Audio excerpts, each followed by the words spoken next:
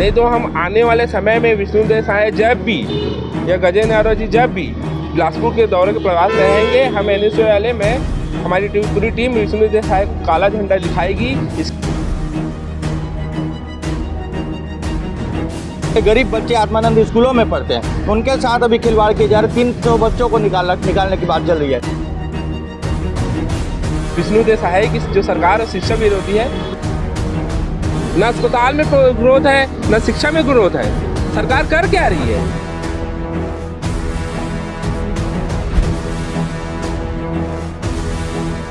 बिलासपुर के स्वामी आत्मानंद स्कूलों में फंड की कमी का हवाला देकर नर्सरी की कक्षाएं बंद करने के फैसले के खिलाफ NSUI ने मार्च खोल दिया है।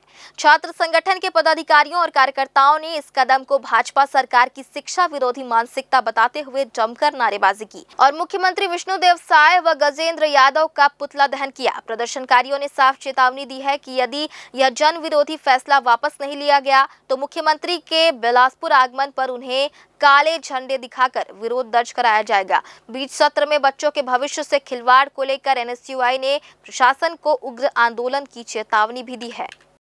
NSUI के द्वारा पुतला दहन किया गया विष्णुदेव साय का, आखिर क्या वजह जान लेते हैं। क्या कुछ मामला है जिसको लेकर अभी आप लोगों ने यहाँ पे पुतला दहन किया है? विगत दिनों हमें पेपर के माध्यम से पता चला कि स्वामी आत्मानंद जो एक पिछली सरकार का ड्रीम प्रोजेक्ट था, जो गरीब बच्चों को शिक्षा प्रदान करने के लिए स्वामी आत्मानंद स्कूल का निर्माण किया गया था, मतलब उसकी नींव रखी गई थी। जो इस सरकार में टोटल गरीब बच्चों को वंचित कक्षाएं से वंचित रखना है, नर्सरी की कक्षाएं बंद कर दी गई है। कलेक्टर साहब कहते हैं कि DMA फंड नहीं है। मतलब हमारी ये मांग है कि अगर DMA फंड नहीं है तो मतलब क्या पूरी स्कूली संस्था को बंद कर देंगे। आज नर्सरी की कक्षाएं बंद की है, 300 बच्चे को एग्ज़ाम देने से क्लासेस अचानक से बंद कर गई। 17 शिक्षक है जिनको मतलब शॉर्ट नोटिस में निकाल दिया गया। ये क्या शिक्षा विरोधी सरकार है? ये विष्णुदेव साय की जो सरकार है शिक्षा विरोधी है। और शिक्षा मतलब आज जब बच्चा एक माँ बाप रहते हैं, सबका सपना रहता है कि बच्चा अच्छी जगह पढ़ के शिक्षा प्रदान करके उच्च स्तर में जाए, और ये शिक्षा के खिलाफ ही है। हमेशा शुरू से लेकर शिक्षा के खिलाफ है ये। इसलिए हम विष्णुदेव साय जी और गजेंद्र यादव जो शिक्षा मंत्री उसका पुतला दहन किया। साथ में ये भी मांग किए हैं कि अगर ये जो अब कल कलेक्टर जी का आदेश आया कि जो साल में मतलब इस साल के जो बच्चे हैं उनको उसके बाद एडमिशन नहीं लिया जाएगा। हम पूछते क्यों नहीं लिया जाएगा?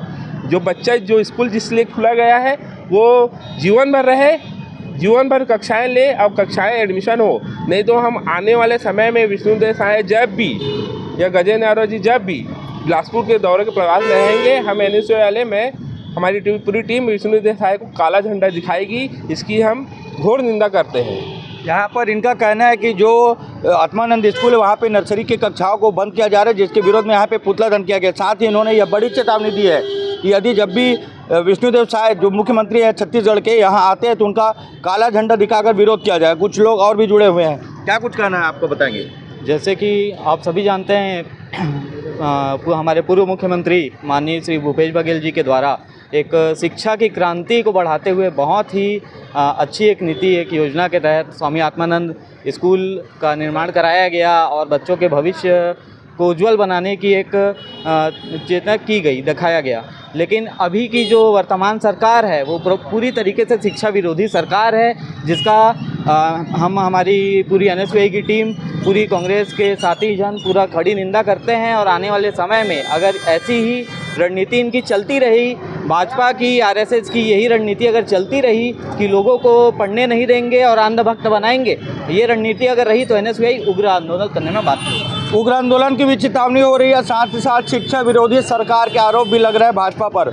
अब देखना होगा कि आगे क्या होता है। फिलहाल अभी इनका कहना है कि आंदोलन अभी आगे जारी रहेगा, अगर मांगे पूरी न होगी तो आंदोलन करेंगे। लेकिन अभी जो वर्तमान स्थिति है, गरीब बच्चे आत्मानंद स्कूलों में पढ़ते हैं, उनके साथ अभी खिलवाड़ किए जा रहे। 300 बच्चों को निकालने की बात चल रही है, क्या उसको लेकर? 300 बच्चे को छोड़ दीजिए, 300 बच्चे के साथ उनका पूरा परिवार है जो शारीरिक और मानसिक दोनों प्रताड़ना झेल रहे हैं। और कलेक्टर साहब ये बोलते हैं कि DMA फंड नहीं है। इतने मतलब इंस्पेक्टेड पद में बैठे हैं, उनको ये बोलना शोभा नहीं देता। हम ये चाहते हैं कि अगर DMA फंड नहीं है तो कहाँ जा रहा है बच्चे लोग का जो एक बजट रहता है, स्कूल संस्था का बजट रहता है, वो बजट को कहाँ खर्चा कर रही है सरकार? इतनी कौन सी उपलब्धि कर रही है? जंगल पेड़ काटने में? न अस्पताल में ग्रोथ है, न शिक्षा में ग्रोथ है। सरकार कर क्या रही है? अगर ये ऐसे ही चलता रहा तो हम कलेक्टर का भी घेराव करेंगे और हम ये भी मांग करेंगे अगले बार घेराव में कि डीएमएफ फंड की जानकारी सार्वजनिक करे, क्योंकि वो पब्लिक का पैसा है, कहाँ जा रहा है, कैसा जा रहा है। नाम बता देंगे। सोहेल खान, एनएसयूआई प्रदेश महासचिव। सोहेल खान का कहना है कि डीएमएफ फंड की जानकारी को सार्वजनिक किया जाए, नहीं तो आगे और भी कलेक्टेड जो परिसर वहां पे घेराव करने की बात की जा रही, साथ ही साथ उग्र आंदोलन की भी चेतावनी इनके द्वारा दी जा रही। कैमरामैन राकेश मिश्रा के साथ पिंटू दुबे, ग्रैंड न्यूज।